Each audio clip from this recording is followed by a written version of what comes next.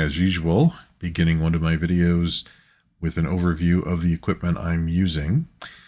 The initial illustration was done on a Strathmore Bristol pad, smooth surfaced, 11-inch by 17-inch, 100-pound weight, using a 2H Staedtler pencil. Once that layout was done, I then switched over to using a Speedball lettering pen with Speedball Super Black ink.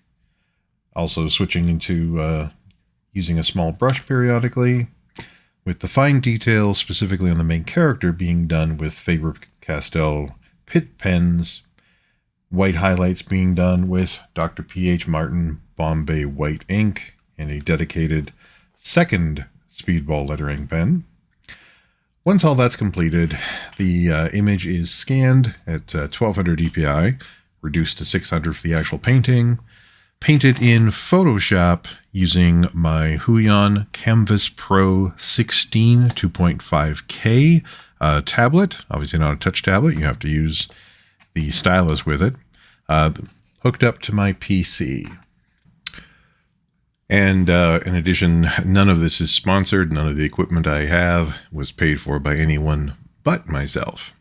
So the illustration I'm working on this time, this is another cyberpunk piece featuring a robot character standing in the rain on a street underneath, beside, I guess, more closely described as an elevated train.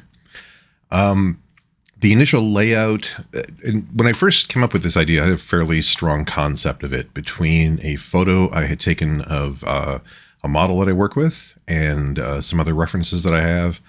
The overall idea for the illustration, the overall composition came together really well. So I didn't end up doing a rough sketch of it as I have before on my Galaxy Tab 6 Lite.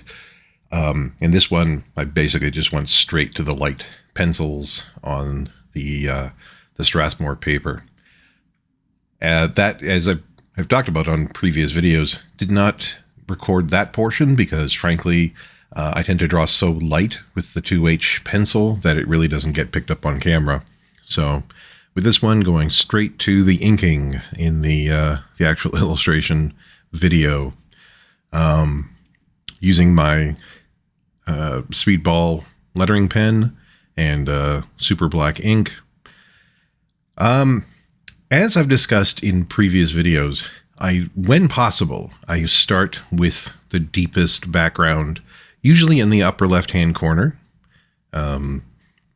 functionally because I'm right-handed, so I want to make sure that I'm not going to be dragging my hand over wet ink at any point. So I'll start at the point furthest away from where I would just naturally be resting my hand and my arm. But I also prefer doing the ink details as well as the coloring from the outside in or from back to front, whichever way you want to think about it. When I come up with the initial concept, when I work on the original composition, I'll start with the main figure or the main figures, the focus of the illustration, the point of the whole thing, where all the story in the particular image is being focused, and then work outward from there to create the setting, create everything that's interacting with the character or that the character is interacting with. But once I have that stage completed, I much prefer working from back to front. Create the environment, create the whole setting that the story's taking place in, that the main character is dealing with and interacting with, partly because that will affect my choices later on lighting. When I go into an idea for an illustration, I will start with figuring out roughly what the basic lighting pattern will be. But as I develop the background, that will end up influencing and changing those decisions a little bit, making it a little bit more complex, a little bit more interesting. There will sometimes be elements in the background that will create a light source that I'll then bounce off any of the main characters just to show that they are actually living in that environment. So in this instance, further down, there's actually a vehicle on the street behind her, and the headlights from that will be affecting her a little bit, to, again, show that she's actually in the environment, that it's not just a picture of a person standing on a picture of a street with a picture of a vehicle and then a picture of an elevated train behind all of that. These are all things that need to be in the environment at the same time, and they all interact with each other to a certain extent. At the very least, how they reflect light off of each other. That's usually the biggest influence. But also, if there are heavy chrome or water elements, things that are very reflective surfaces, they may actually reflect those images.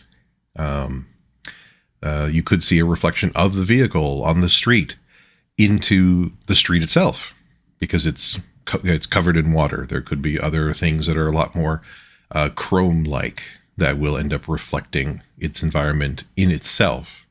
So that's the biggest reason why I like doing the backgrounds first.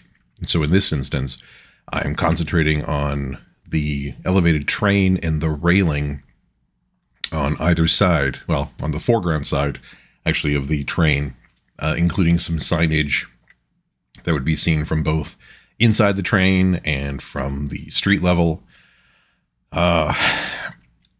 Periodically, though, I will have to draw some foreground elements, and just from where that background will butt up to the foreground elements. And so here I've already started one. There is a large sign, a signpost that will be roughly on the same plane as the main character, and it goes up high enough that it actually intersects with the background elevated train and railing. So I went ahead and started working on that too, where it's got the sign indicating Higgins. That is a street here in Winnipeg. It's actually a major setting for the book, the cyberpunk book that I'm working on right now. So I'll put in as much of those elements as I need to, because they're interacting with the background. So I want to make sure that they separate from the background, but then I'm still concentrating mostly on doing the background setting. Right now I'm working on this platform, this sort of bridge that's on the side of this elevated train, those whole elevated railing area. This is loosely based on a couple of different elevated trains and roadways in Tokyo. There was a particular design on this side of this bridge that I really liked, and I ended up incorporating it into a few other shots that I'd seen from there. Also incorporated into some reference photos that I had taken here in Winnipeg. So there's a multitude of influences for this background. And already you can see where I'd started inking the outside of the main character's hand, just because it goes up high enough that it will start to interact with the background in the upper portion of the illustration. Because I started with a fairly solid idea for the composition, rather than just outlining everything, doing a quick outline on the train and then moving to a quick outline of the railing and then a quick outline of the side of the bridge, I actually went ahead and put in as much detail as I possibly could for the inking stage while I was doing that outlining. Pretty much the only time I don't do that is when I'm drawing the main character while also drawing the background. So like here, where you can start, now you see the outline of the hands and her head. There, I'm still just leaving it as the outline. I'm more interested in putting it in all the patterns, all the textures, all the lighting on the background, because that will then influence how I do the more detailed rendering and inking on the main character. But right now you can actually see why the side of this bridge jumped out at me, because it has these danger stripes, these same stripes that you'd see in the opening credits of the TV show Max Headroom, You'd see them in a lot of anime, and a lot of cyberpunk anime. I'm thinking of a bunch of scenes in Akira. It's like how in the previous video, the Halloween Sorceress, I was talking about how bookshelves create a wonderful sense of depth, of scale, and how you get a similar effect when you're working with brickwork in the background. These danger stripes that you see in a lot of cyberpunk, science fiction, and even just modern day illustrations, they do a very similar thing. They're really good at creating a sense of scale. They also create a nice sense of drama. Just the fact that this is a caution area. This is something you have to be careful around. And they're not vertical, they're not horizontal. They're on this diagonal to draw a bit more attention to themselves, to make sure that you actually notice them. So the trick with doing an illustration like this, where they're just in the background, the illustration isn't about this bridge that you have to be wary of. It's just going to be a background element. I still want to put in that pattern, but I want to make sure that I also knock it back a fair amount. So I still put in a lot of the metal texture on the side of that bridge, because that whole bridge complex, it's all metal, but it's clearly rusting away. It's been there for a long time. It's very weather beaten. So I want to make sure to add a lot of extra texture to it so that the starkness between the, currently white and black stripes is a little bit minimized. So it doesn't jump off the page as strongly as it might otherwise, so that I can let the main character become the focus. Now, I also know that as much as I'm doing a lot of detail on this right now, there's going to be an additional layer of detail still done into these inks. You notice the title of this video, this illustration, Robot on a Rainy Street. There's no rain currently. That I'm actually leaving mostly for the last stage. I'm having her react to the rain, and when I'm drawing the street, the sidewalk underneath her, it'll be very reflective, indicating that there's water underneath her. There'll be a little bit of indication of rain on the street, but the biggest thing for that will be, once I have all the major inking done, I'll then be going over the entire piece with my white ink and my white ink dedicated speedball lettering pen to add rain over the entire piece. So it'll be cutting through all of that, adding an extra layer of complexity. But because that complexity is uniform, it's just this essentially a rain pattern over the entire image, it'll actually serve to flatten the background a little bit more as well, because it'll primarily be over the deep background. It will help to push all of that further back. It'll be it's a weird combination. It's a weird effect when sometimes things become so complicated, they end up becoming very simple.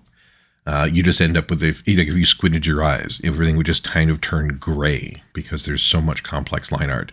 And that layer of additional white lines coming pretty much just straight down, they'll be completely vertical lines, will aid in doing that. It'll flatten the background a little bit, adding it a bit more depth between her and the deeper background, because there'll be more rain going over the background than necessarily over her. So that will also serve to break up that very stark diagonal pattern of black and white for the caution lines back there, the danger lines. I do like using the danger lines quite a bit. It adds a nice flair, a nice sense of this urban landscape that's not necessarily a very safe urban landscape. There is a reason why it keeps appearing in things, and there's a reason why it keeps showing up in real life. Again, though, I want to make sure that, I'm being careful to not overemphasize it. So when I switch over to the coloring stage, traditionally that would be yellow and black or orange and black. What I'm going to be doing with that though is basing it almost entirely on the lighting, the colored lighting pattern in the background. So it'll actually end up being more blue and black, similar tones to other things, similar color values to other elements in that deep background that'll end up tying all of those things together, further pushing that really dramatic element back away from everything else, and incorporating it into that deep background. So this bridge has multiple levels to it, multiple reinforced superstructures, that all of which just look really interesting to me. They look like a lot of fun to sit and work on. And again, for all the references that I was looking at, it was all heavily beaten up already. Some of the elements in this bridge in real life, they really aren't that old, but they are exposed to the elements so much that they've ended up getting they're deteriorating very rapidly, giving it a really fun visual flair.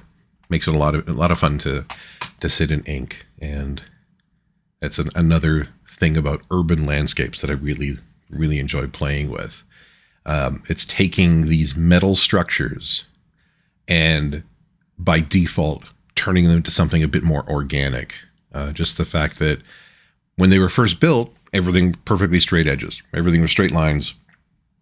But as they're exposed to the elements, they start to deteriorate and buckle and warp, gain a layer of rust. The paint starts to chip away, and all of that conveys an organic feel that I quite like. So again, as I've mentioned in previous videos where I've talked about other cyberpunk illustrations I've done, for me, fundamentally, the difference between a traditional science fiction illustration and a more cyberpunk focused illustration is, in a cyberpunk illustration, I don't use rulers.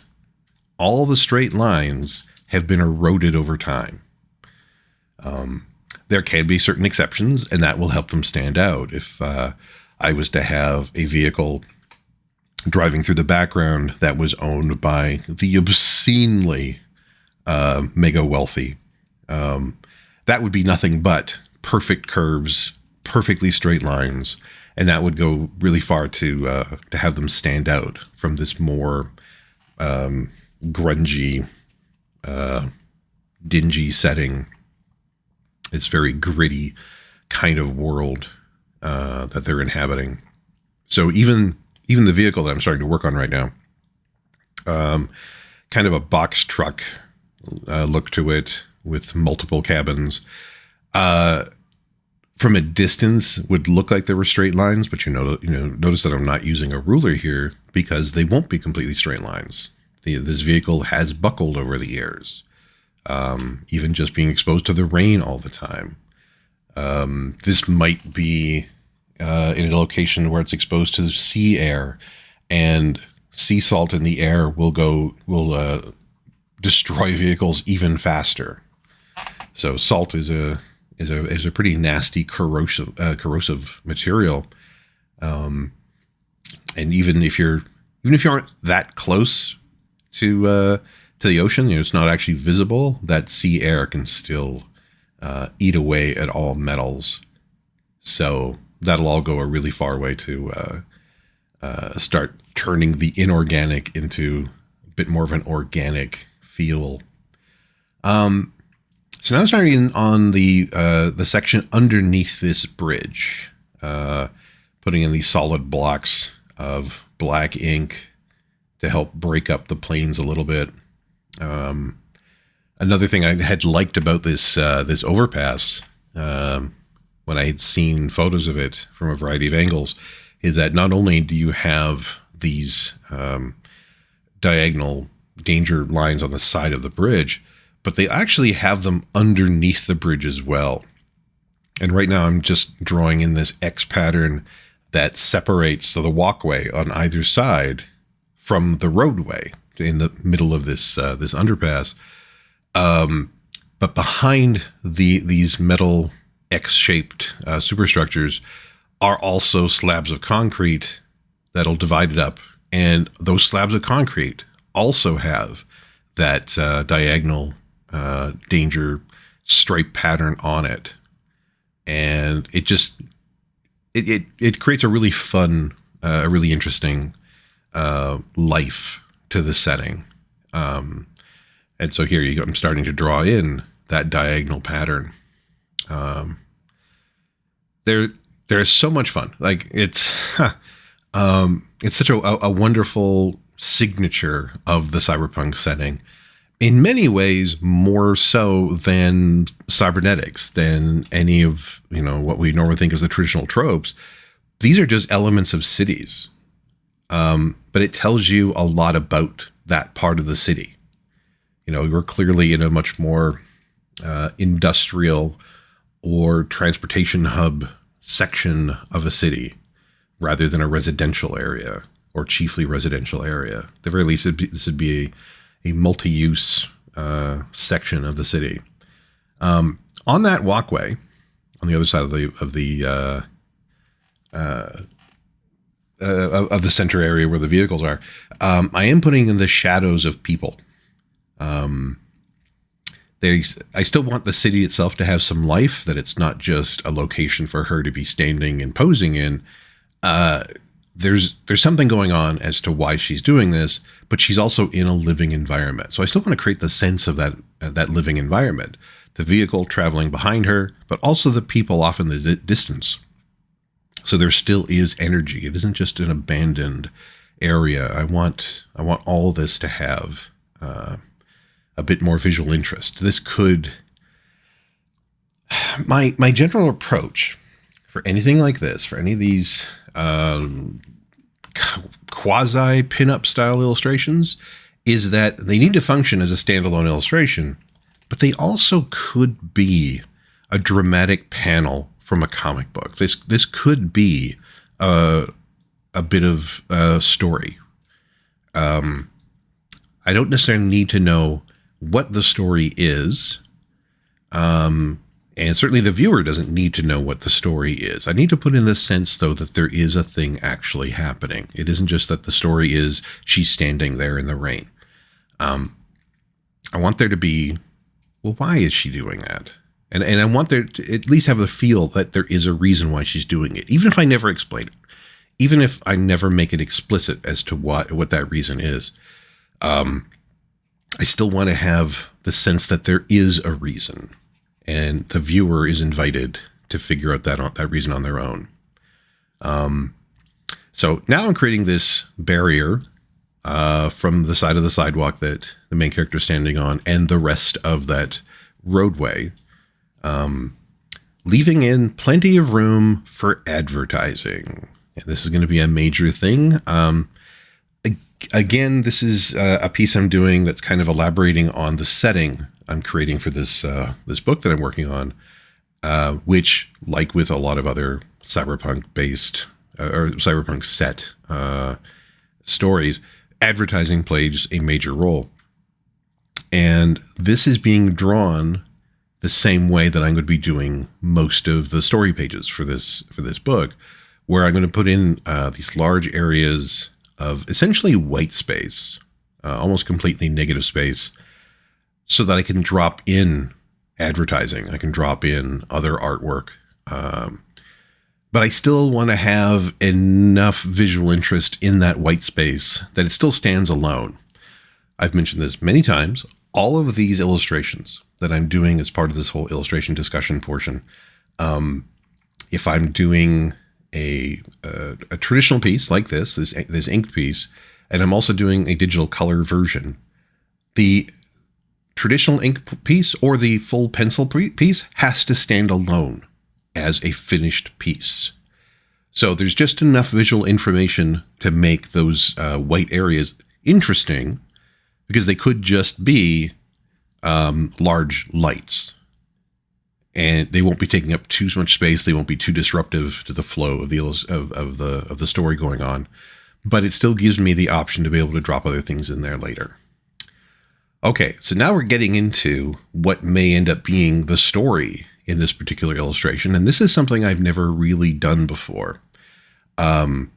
with a lot of these robots in an urban setting, I'll have them clothed or I'll have them unclothed, but I never show any sort of transition. And with this one, I wanted the sense that it was starting to rain, and she wanted to stand out in the rain. So I ended up putting all of her discarded clothing in the foreground. Now, it's still a robot body, so it's nothing particularly explicit, but I still wanted to have that sense of somebody having discarded all of that. And this actually ended up being inspired by when I was first working on the composition for this piece.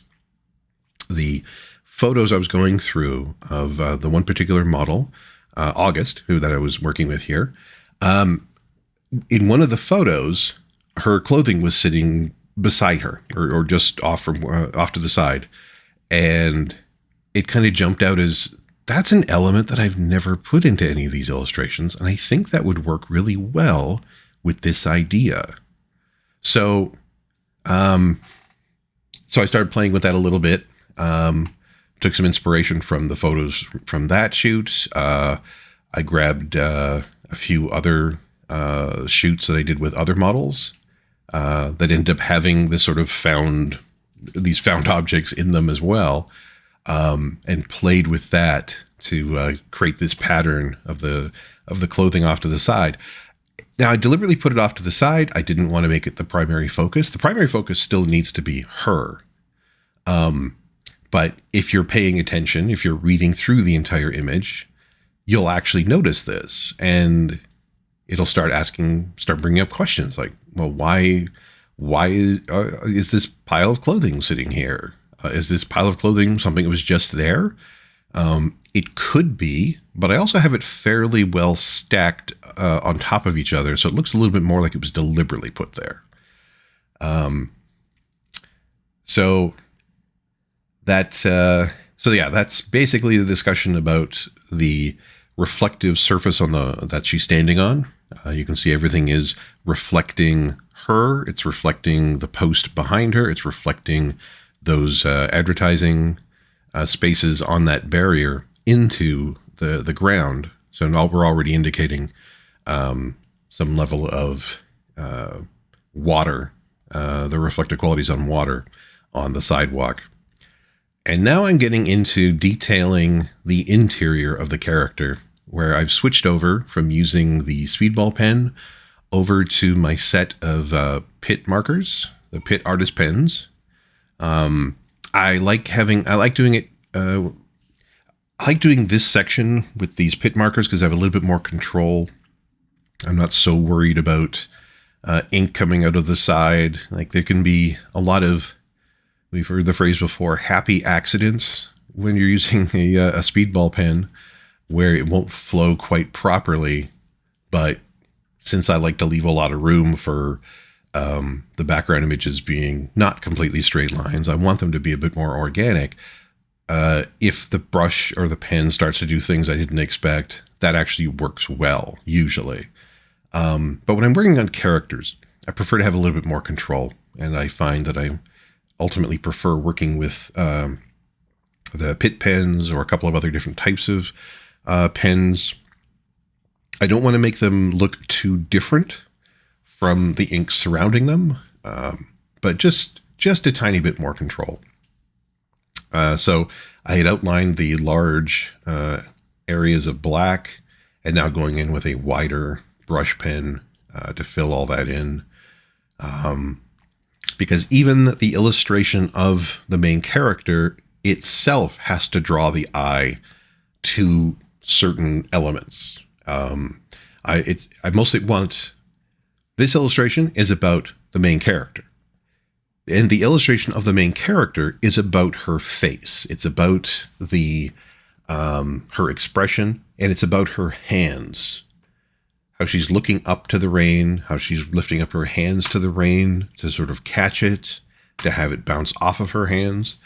And one of the ways I'm reinforcing that is that using the lighting and using the pattern of light and shadow, everything that's furthest away from her hands and her face is in the deepest shadow. And then as we get closer and closer to her hands and face, I'll have everything be brighter, putting more emphasis on her expression and on her hands. So there will still have pockets of light and shadow all the way through. And I'm still putting in the internal lighting. Many of my robot designs actually have these internal sections of this internal lighting on their hips, on their knees, the shoulders and elbows, and actually inside the palm of the hand, and also their eyes. This is a pattern I've been designing on my robot illustrations since at least 2014 or so, I think. And I keep it more or less consistent, like these robot or cybernetic bodies. For the most part, I don't think these are actually true robots. I believe they're all cyborgs, full body prostheses, essentially, to quote RoboCop. But it's easier to discuss them as being robots because it's a full body suit, essentially. But I like having this bit of internal light. It's something when I'm doing an illustration that's strictly going to be a red-blue illustration, where all the coloring is using the same values of red and blue, then I don't tend to work with the internal lighting anymore. Because I want to have that. I don't want that to confuse the composition any further. But for something like this, where it will be primarily red and blue, but there are also a few other light colors in the design, so there'd be a bit more realism in the overall design. Then I'll put that internal lighting back in and have that influence the environment. So, like if you look at the reflection of her on the ground, not only is her legs reflected in the ground, but the pops of white from the internal lighting on her ankles is also in there. And that's actually something that would reflect in the environment more. But yeah, here we can see that getting more into detailing the face and the pattern of light and shadow, still trying to keep the face and the hands, keeping all the focus for the illustration specifically there. Now this will get touched up a lot when I start working with with white ink. In addition to creating the falling rain pattern, I'll also have the rain bouncing off of her face and off of her hands, adding effectively more light, removing a bunch of shadow from those portions of the illustration. So all of that serves to further move the viewer's eye to her face and to her hands, to the focus of the illustration. But I don't want to make it too bland of a background. I want to make sure the background is also a rich setting full of story itself, so that you can go through the entire image and find more and more detail and uncover more things. So now we switched over to my dedicated white ink pen and using the Dr. P.H. Martin Bombay White. I've tried a few different types of white ink in the past. I've even tried using white acrylic paint, and I keep just coming back to this one. I first started using it, back in 1989 when I was working at an art store. It was the first time I was really exposed to using nice quality white ink over black inks. And through both traditional methods like using pens and brush, but also using airbrush. I did quite a few black and white airbrush pieces, so alternating between black ink and white ink. With that, however, I discovered very early on, if you were alternating the white ink and the black ink with an airbrush, you had to make sure to be incredibly thorough about cleaning out the airbrush between the color, switching between black and white, because those two inks would actually react to each other in a way that doesn't happen if you're switching between colors. If you're airbrushing with a regular airbrush paints, you can swap out, you can go from blue to red to green relatively easy. You still need to clean everything out. But those inks don't tend to react to each other. As long as they've been flushed out relatively well, it's fine. But if you start going between India ink and Bombay white, it'll actually start to gum up the airbrush. But anyway, so now I'm back to, I'm still doing the white ink. Oh, hey, and getting to the final step of the traditional inking, the signature in the bottom corner. You saw I was also like dabbing larger spots of white ink periodically throughout the illustration. So that inked piece, that is a standalone piece. I'm happy with how that looks. It was scanned at 1200 DPI at full size. Again, this piece was drawn at 11 inches by 17 inches. When I go to do work on the painting, however, I drop the resolution down to 600 DPI. Now, that's still more than a high enough resolution. In order for something to be considered print ready, it's supposed to be at a minimum of 300 DPI resolution. So this can actually be blown up quite a bit once it's been completed in order to be printed. Now, right now I am using the Quick Mask tool in Photoshop to select all the line art behind the main character, the railing beside her, the protective barrier between her and the street, and this sign right behind her. The idea for this is I'll be pushing that back onto a separate layer to then be able to create different lighting effects that will wash only over the main background, but wouldn't affect the line art of the main character in the foreground. I will still be doing special effects over the entire image, but that's what all that was. That was creating basically the channels that I had the line art on. I separated those into two separate channels. One is for the foreground and one is for the background. And now I'm creating layers for each one of these. For instance, I've got this deep background line art layer. The layer itself is set to multiply, and I fill in only the line art that would be behind her on that layer, so that I can do all the painting on the background layer of the very deep background. But then I have another layer sitting above all of that is just for the line art on the main character and on the foreground elements. And the idea there is between the background line art and the main character line art, I will have another layer that I will drop in all the coloring and all the painting for the main character and the foreground elements. Again, this allows me the freedom to put in different lighting effects over the background. I can give the whole thing an a Ridley Scott style lighting effect, make everything even foggier if I decide to do that, but it won't affect the main character. Just giving me more and more options. So now I am laying down flat colors using the Lasso tool. For those that are using Photoshop, I have anti-aliasing turned off.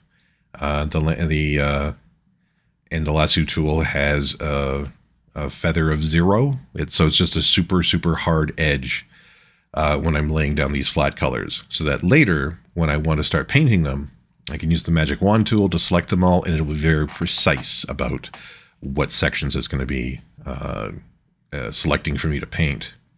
But right now, this is just being done in the deep background, all the various elements back there, including all the way back to these two vehicles. Now, the colors I'm using here, again, if you've watched any of these videos before, you'll remember that the colors I'm putting here don't matter. I could be putting in bright neon colors and it won't change anything whatsoever. When I put down the flat layers, the colors I put here don't reflect what I'll necessarily being using for painting. I will actually be painting the colors. They're usually close. It'll be, well, if I want cool backgrounds, I'll just do layers of different colors of blue. But then later, when I actually want to start painting, I'll select The extremely light blue section, let's say it's all 20% cyan, and then start working on those, making the actual colors darker so I can go in and paint with light. But it really doesn't make that much of a difference. So now I've laid down all those flat colors in the deep background, and I turned off the layer, the line art layer for the deep background, because now I want to create just the color blocks for the foreground elements, the main character, this computer equipment sitting on the ground in front of her or sitting behind her, the sidewalk itself. And I want to know where to put in all that line art, where to put in all the selections of color. I just want to make sure that they're only interacting with the line art in this foreground. So the edges butt up against the edge of all this line art, but won't go past it. Because if it went past that, that would then be covering over the background that I'll be painting. So it's just a very convenient way. It could be a little bit tricky to describe, but once you've done this a couple of times, it actually makes perfect sense. It makes your life a whole lot simpler.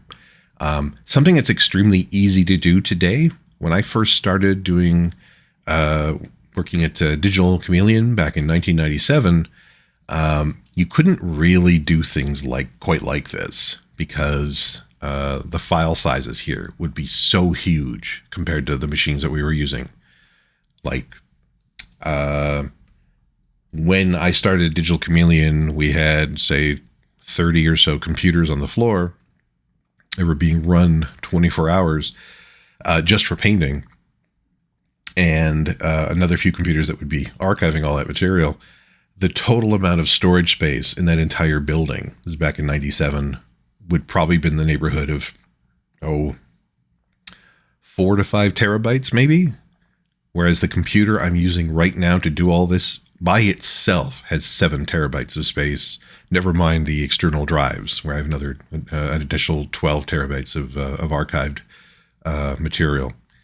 So the amount of change in that's happened on this machinery for using Photoshop is just in my professional life has just been staggering. It's so much easier to do this kind of stuff. We had to be very careful about how many processes we're using, how many layers you're using.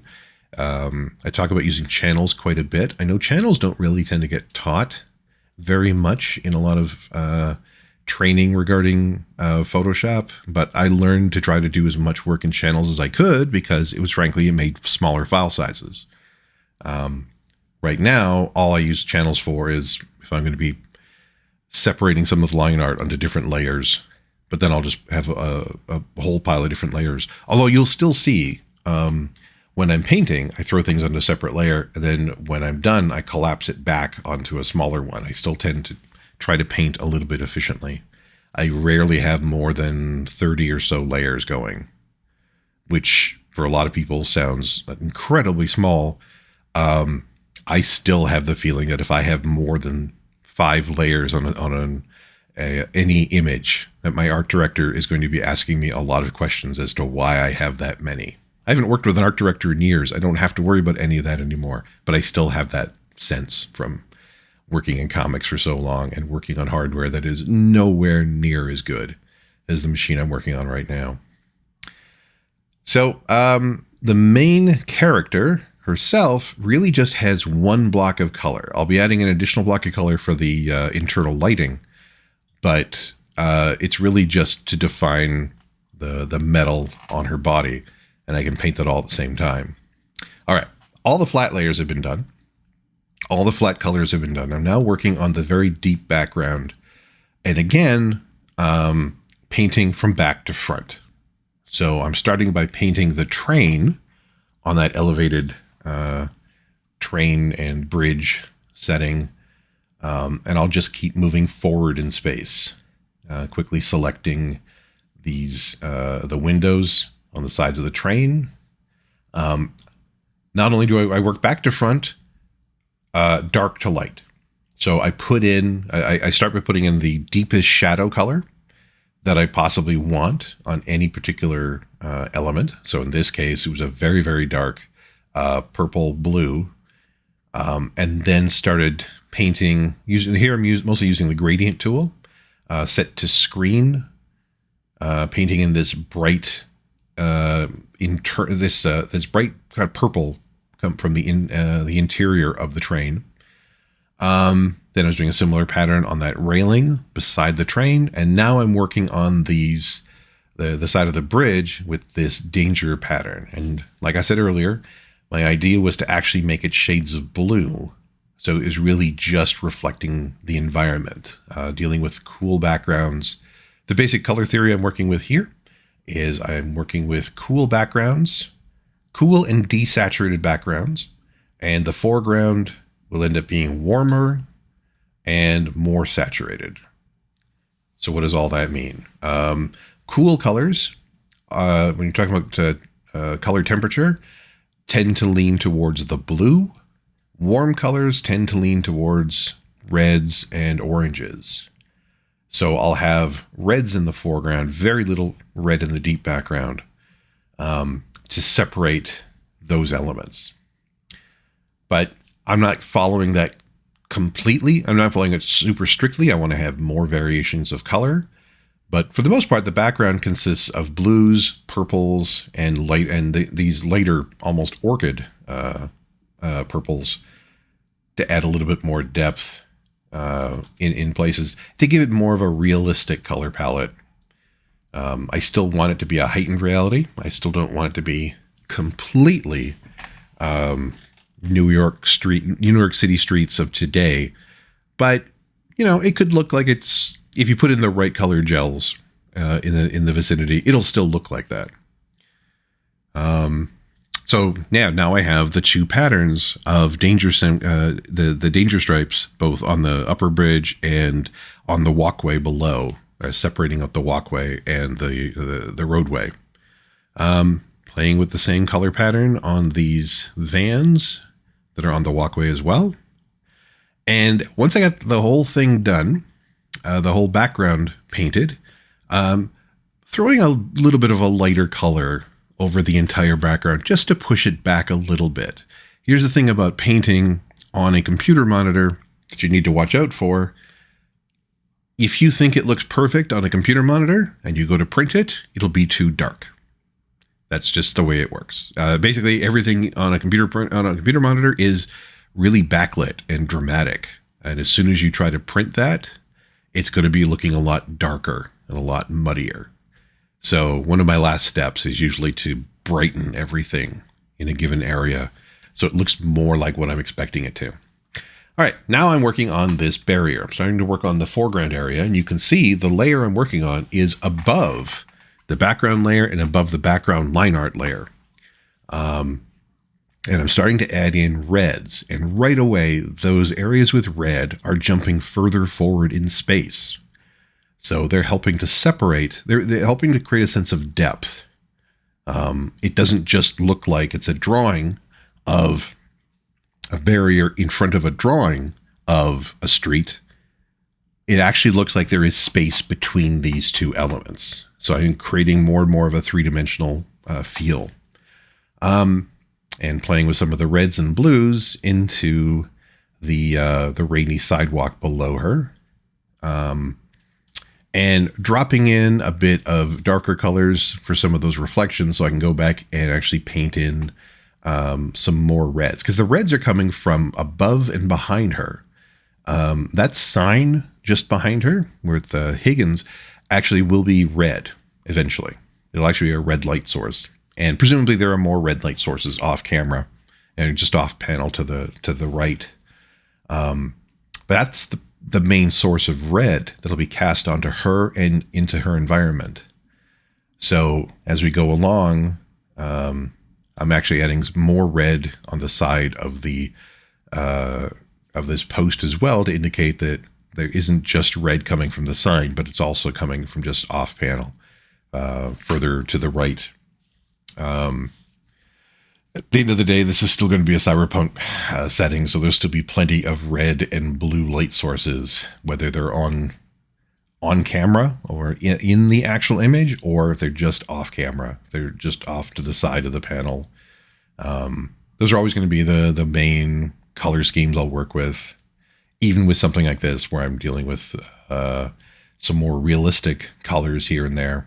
I still want to lean on red and blue as being the primary light sources, the primary light colors. So now we're definitely getting into the Higgins sign itself. The idea is the Higgins sign is an internal light source. The other signs below it are having that light reflected onto them, both from the Higgins light and also from other lights in the area. And they will reflect light differently depending on the type of material they are or the type of paint painted on them. So for instance, where it says Nihon Noki here, presumably that's actually a layer of white paint. And this is probably a glossy white paint, but it's been really beat up. It's gotten really, really dingy over the years, but it will still reflect light differently than everything else around it. So it'll end up being a bit brighter. So now doing the same lighting pattern on the clothing below her won't have as much contrast as, say, that the Nihon Noki sign, because these are not metal elements. Metal will go to white, will reflect back to white a lot faster than fabrics will, unless it's actually white fabric. So you always want to keep that in mind, that you're not making fabric too glossy. And if you are, it's for a reason. Like there are these boots that I'm working on right now. I'm actually putting in a lot more contrast because they're probably a fake leather or kind of a plasticky look.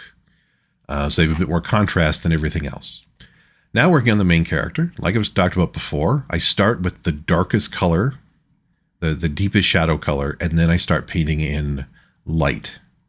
So from below, I threw in this reflected purple light that's already been bouncing off of the sidewalk below her, but then also start putting in this red light from above. And here's when I'm going to get into a lot more really bright colors. It's going to go a lot closer to white on her. She's not quite chrome. She's not quite that reflective, but much more so than other things in the environment. I've even drawn little highlights on her that would indicate brighter reflections. Basically, anytime you see where I've drawn kind of a circular pattern into the line art, it would indicate that you can actually see an actual light. Isn't just that light is being cast on it. You could probably see the actual light that is doing that, whether it's a lamp or traffic signals or whatnot. But yeah, putting in a lot more contrast, going a lot more to white on the main character separates the type of metal that she's made out of from the other metals in the environment. So that metal railing on that barrier behind her, a much less reflective type of metal. The metal of the post behind her is a much less reflective. They both have a lower albedo than she does, than the metal that's comprised of her, that's making up her body. Again, not quite going for a full chrome. I still like to make it a little bit, just a bit more of a matte texture, but I want it to jump out as being more reflective than the rest of the things in the environment, but not quite full, Cylons from the original 1970s Battlestar Galactica, not the full disco robot kind of a look. Now starting to put in more blue highlights from blue light sources in the environment. Where the advertising is going to go, where it's basically just that kind of that cyan color behind her, that is roughly casting a blue glow. However, you'll see when I start dropping in artwork in there that they'll actually have a lot more colors in there, but then I'll wash particular blues and reds over top of that to minimize the contrast in color, to minimize the contrast in detail and flatten them out a little bit more. But it'll also allow for that nice blue underlight on her to be coming from the advertising, as though the advertising was itself an environmental light source, which it is.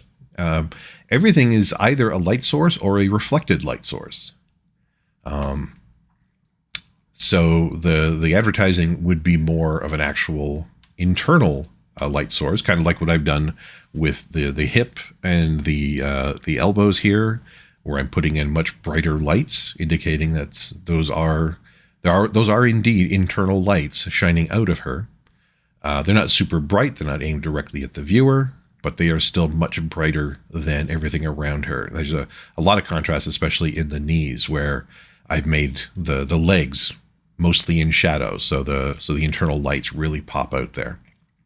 All right, so here is where I've taken a bunch of paintings I've done over the past 10 or 15 years and dropping them into the barrier to be used as advertising. In the story I'm working on, they'll actually have very specific types of advertising. They'll be for different types of products, but I'm going to be doing them pretty much the same way, where I'll have drawn them ahead of time. I've actually already done quite a few movie poster props to insert into artwork later, and it'll be added in this same way. Now, at first, it looks a little jarring because the detail in these paintings is so much different. These were done as full digital paintings rather than working from inks. These were all done where I would sketch it on a tablet and then start painting immediately on the tablet.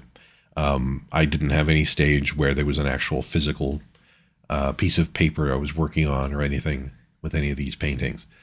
So it does create a different look. And if you look, and it would be a little bit jarring because suddenly now there's just these almost photographs in the illustration. And that's fairly disruptive. It's not looking terribly natural. So I want to do a few things to pull back on that. Oh, another thing I'm actually about to start working on is those paintings, all that advertising has to be reflected into the ground below it, into the sidewalk. So I basically copied it, flipped it upside down, and I am now moving that reflection into place to line up with the originals so that they're being reflected directly below them. Now, to minimize that different detail and color style on all of this artwork, on all of these paintings, and the rest of the piece, I am now dropping in some additional lighting effects to kind of wash over the original detail.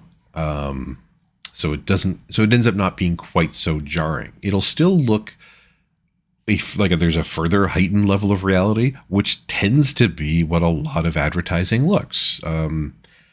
Think of walking near a mall in the rain and how gray and blue everything is on the street you're walking on.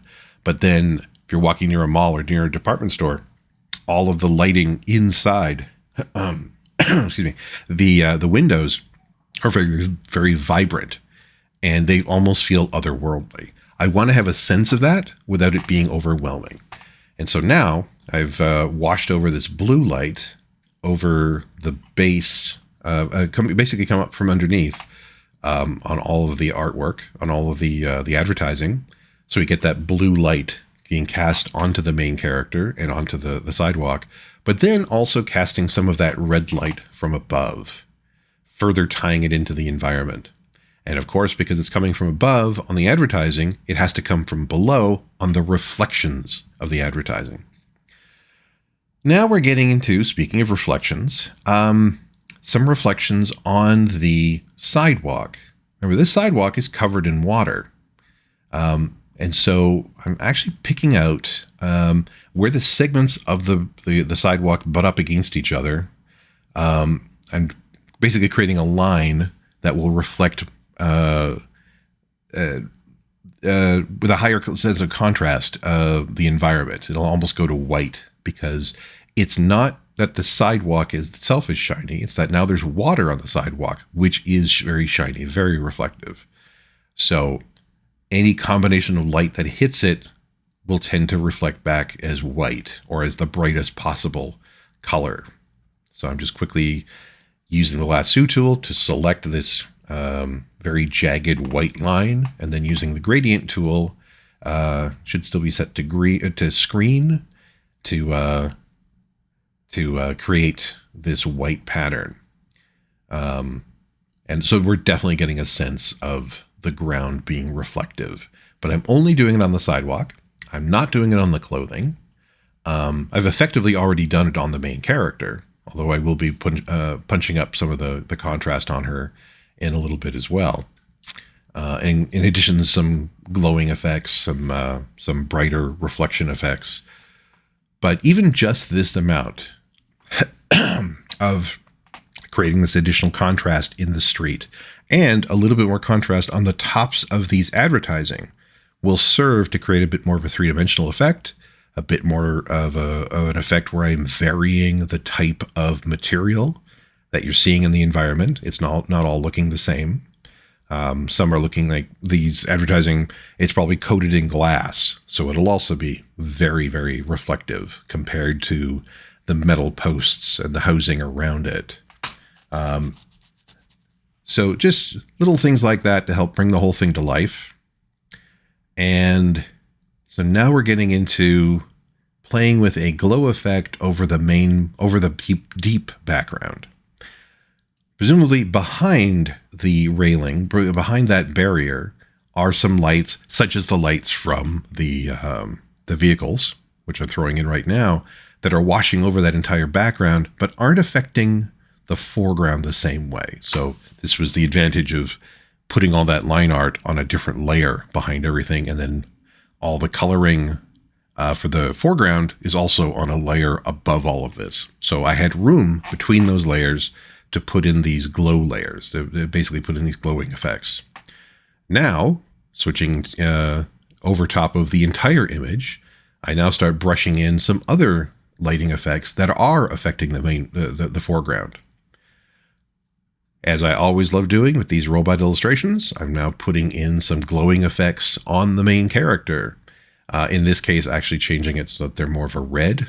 That red light from above is creating even brighter red highlights that are bouncing off of her, and they're kind of spilling into the environment, especially because of the rain that's happening throughout the entire image. In addition, those internal lights, like on her hip, are creating a slight glow because they're also glowing red. But yeah, I want to play with a lot of that, have the glowing red go over the sign, the Higgins sign, to indicate that, yep, it is a light source itself. And then I decided to put it over the kanji just to indicate that the kanji is probably painted in red or something like that rather than just black. It's certainly reflecting back light differently than everything else around it. The other writing on the sign right beside it isn't reflecting light the same way. So now we're just getting into some final stages of adding in lighting effects, some more spot white highlights. I'll put in very little white anywhere in these kind of images. Cyberpunk tends to be very dark. You don't tend to go to white a whole heck of a lot. And when you do, it means something. It's in this case, it's glowing on her. Again, not full disco robot style reflective chrome kind of effects, but I still want to have a few, pops of whiter highlights. And the final stage is actually punching up the rain a little bit, because the rain right now is cutting through all the line art, but it's not really affecting the coloring very much because I just painted the everything behind the rain as though it wasn't there. For the most part, that still works. Your eye still infers that brighter value, but I wanted to add a little bit more white rain painted on top of that. And here is the finished image. So thank you very much for hanging out, and hopefully I'll see you on the next video.